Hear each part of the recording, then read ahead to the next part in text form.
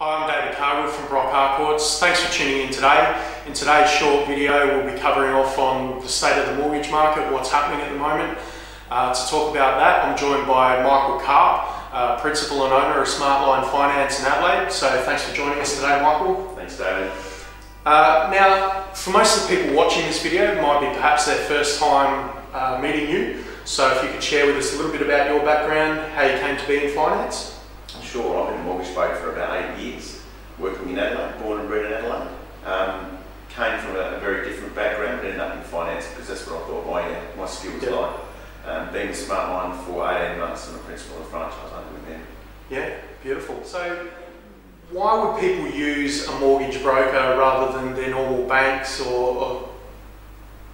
Yeah, okay, well, it's a good question because a lot of people come to me with that and a lot of people don't necessarily understand how we do it in our business. But primarily it's based around service because banks typically sell a product. A mortgage broker will sit with clients, understand the situation and then look to take their business to the banks in a sense. Yep. So the mortgage broker is looking after the client's best interests rather than selling the product, as I mentioned. And so typically, the outcome there is going to be a little bit more positive for the client in the sense that they don't have to run around themselves.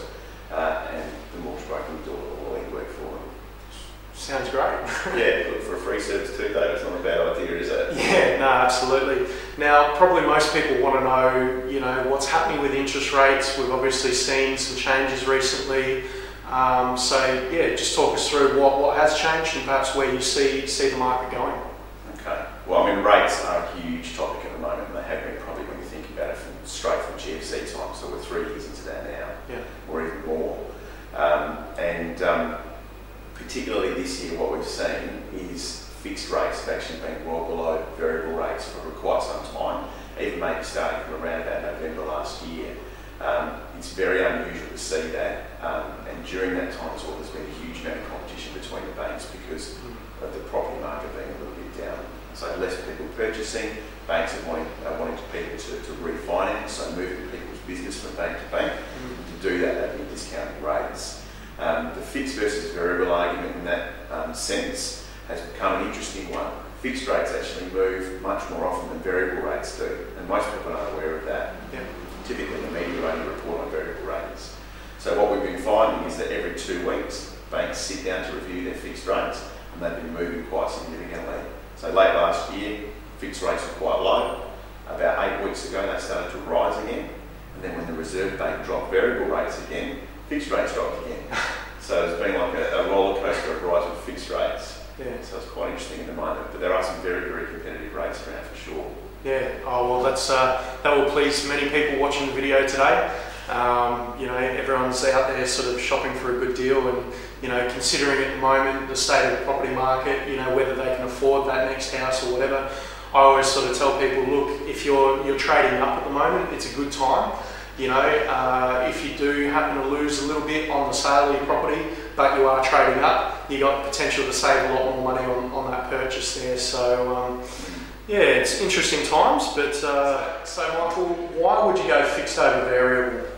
Okay, so that's an interesting question, and it is based around people's personal circumstances, and there's not a steadfast rule. Yeah. But one thing I do say to people is that you should never choose a fixed rate purely because you think you're going to have a win. Because it's really nothing more than a gamble, and history tells us that the banks usually win that one.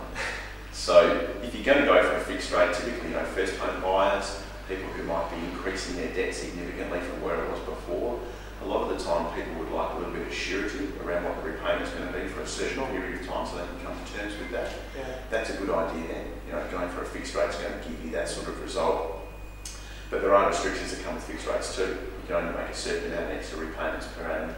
Breaking out of that fixed rate to go to another product or a rate is very, very expensive, or it can be. So you obviously would never want to go fixed if you were thinking that might happen, and that can happen when changing properties or whatever it might be. So fixed is good for surety and knowing where you're going to be, not so good if you're looking for flexibility. Yeah. On the other hand, variable, if incomes are relatively high, if people feel as though they can maintain the repayments and handle the rise in rates that will happen over time, I would usually say go for a variable because the steps and the increments that it will move up and down are always going to be much, much smaller, which are a lot easier to handle. And also if you've flexibility of making extra repayments without restriction too. Yeah. So it is a very personal thing for a lot of people, but as I said before, should not be done as a gamble. Yeah, no, absolutely. Now you mentioned first home buyers there. Now we've seen some changes recently to the first homeowners grant.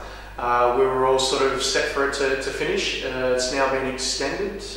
Maybe if you could fill in people what's happened there? Well, the boost is the main thing that's been extended, and that's for people constructing. The $7,000 federal grant remains the same. That's for people purchasing up to $575,000 in value. But the boost is that extra $4,000 on top of the $7,000 for people who are going to build. So there's a benefit in that as well. So it'd be good to see that go for a little bit longer too. Absolutely, you know, it definitely would. Now there's also been some changes to the stamp duty, particularly with off the plan units in Adelaide. Yeah, if you could talk us through that. Well, it's an interesting one, isn't it? It is. Inner city apartments, I guess that's what the councils want people to do. They want more people to be living in a much more dense environment because I suppose the costs of them are a lot less and the income's probably a lot higher. Yeah. In terms of what that's going to do to the market, I don't know, I'd probably be up for your advice on that. It's interesting, isn't it? It's obviously going to encourage a lot more people to buy apartments. Most of them, I think, or a lot of them will probably be investors. Yeah. I'm not sure how people who've already bought apartments are going to feel about that. And it's probably got the potential to provide a bit more of a glut of inner city apartments than we already have. And you know, that may have a negative effect on prices as well. So those sorts of incentives I'm always a little bit unsure about because they might have a short-term boost in terms of like people developing apartments and getting those sales over the line. But what it's going to do long-term to values, I don't know. Yeah, I mean certainly, you know, it may stimulate things in the short term. You get more developers coming in and building, but it will sort of place a ceiling on the values just because of the supply and demand. You know, if there's more supply there, if you don't have the corresponding increase in demand, then you know we'll sort of cap prices or maybe you know see a slight retraction there. So I guess you guys are the experts on that. I heard a little birdie tell me this morning that perhaps there might be some positive things in the pipeline.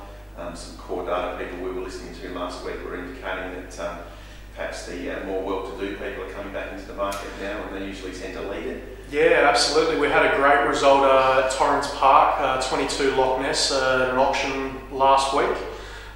We actually took out the #1 auction result for the state, so that was really great. We had probably about 30 people or so there. There was multiple registered bidders, and it did go for above reserve, so that was a great result. Ended up going for $1,210,000. So certainly, you know, there are people out there buying at that level.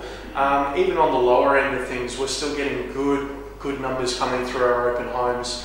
Another property at Cumberland Park comes to mind there. We opened it the first weekend, Saturday and Sunday. Over the course of the weekend, we had in excess of 50 buyer groups come through.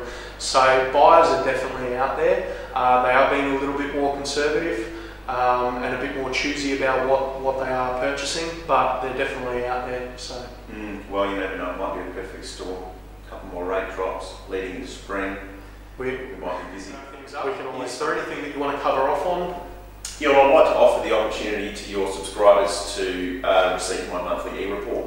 It comes directly from Smartline. It's got all sorts of interesting information about rates, what's happening with those, real estate market, all sorts of other interesting information that's related to residential homes and interest rates. I'll provide you with a link to your website. They can sign up, and it's entirely free for your members as well. So we'd like to end the videos with a question. So question of the day today, Michael. Well, what are your thoughts on fixed versus variable? What's the best way to go? Okay, so fixed versus variable, guys. Leave your comments. We'd love to get your feedback. This is the first in the series that we'll be doing. So if you've got any other hot topics you want us to cover off on, leave those comments as well, and we'll certainly that's it from us, guys. Thanks for tuning in. Thanks again to Michael Karp from Smartline Finance in Adelaide. I'm David Cargill from Brock Harcourts. We'll catch you next time.